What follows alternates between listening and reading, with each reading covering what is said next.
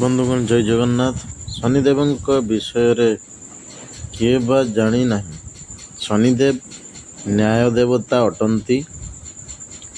ଶନିଦେବ ଯାହା ଉପରେ କୃପା କରନ୍ତି ତାଙ୍କ ଜୀବନରେ କେବଳ ସୁଖ ଆସିଥାଏ। କିନ୍ତୁ ଯାହା ଜାତକରେ ଶନି ବସିଥାନ୍ତି ତାଙ୍କ ଜୀବନରେ ବହୁତ ପ୍ରକାରର ଦୁଃଖ ଆସିଥାଏ। ବନ୍ଧୁଗଣ, ଯାହାର ଶନି ଖରାପ ହୋଇଥାନ୍ତି ତାଙ୍କ ସହଜ କାମ ମଧ୍ୟ ହୁଏ ନାହିଁ।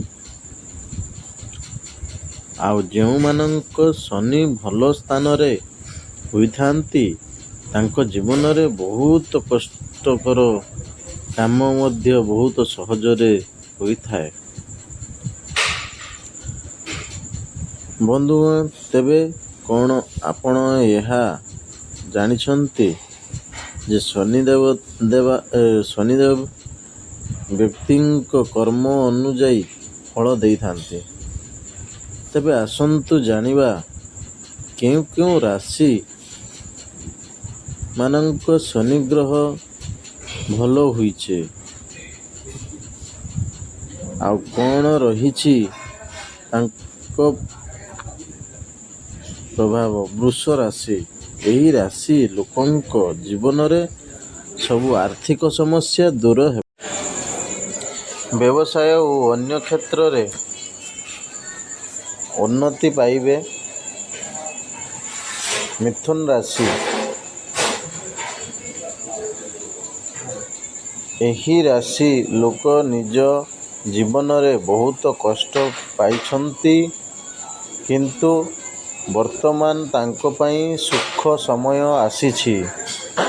ତାଙ୍କ ଜୀବନ ସବୁ ସୁଖ ବର୍ତ୍ତମାନ ଫେରି ଆସିଛି। ସେ ଯାହା ଇଚ୍ଛା କରିବେ ତାହା ହେବ।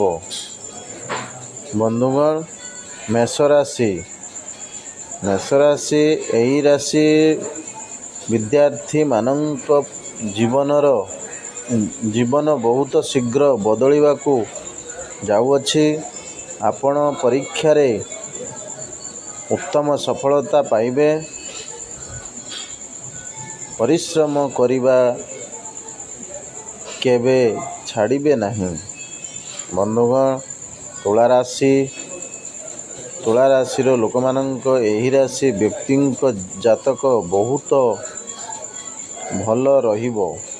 ଆପଣଙ୍କ ଶନିଙ୍କ 7.5 ସାରିବାକୁ ଯାଉଛି। ଏହାପରେ ଆପଣଙ୍କ ଆର୍ଥିକ ସମସ୍ୟା ସମାପ୍ତ ହେବ।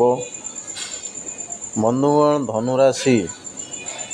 ଏହି ରାଶି ଲୋକଙ୍କୁ ନିଜ କାର୍ଯ୍ୟ ଉପରେ ବିଶେଷ ଧ୍ୟାନ ଦେବା ଉଚିତ।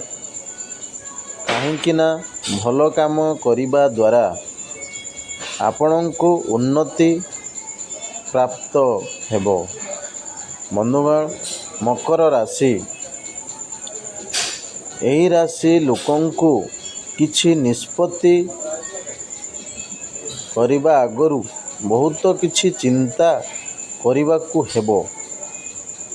କାହିଁକି ନା ଶନିଙ୍କ 7.5 ସମାପ୍ତ ହୋଇଯାଇଛି କିନ୍ତୁ ଆପଣଙ୍କ ଭଲ ନିଷ୍ପତ୍ତି ଆପଣଙ୍କ ସମୟ ଖରାପ କରିପାରେ।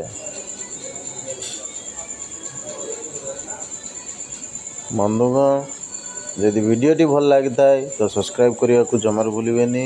ଲାଇକ୍ କରନ୍ତୁ, କମେଣ୍ଟ କରନ୍ତୁ, ସେୟାର କରନ୍ତୁ। ଜୟ ଶନିଦେବ, ଜୟ ଜଗନ୍ନାଥ। ଧନ୍ୟବାଦ।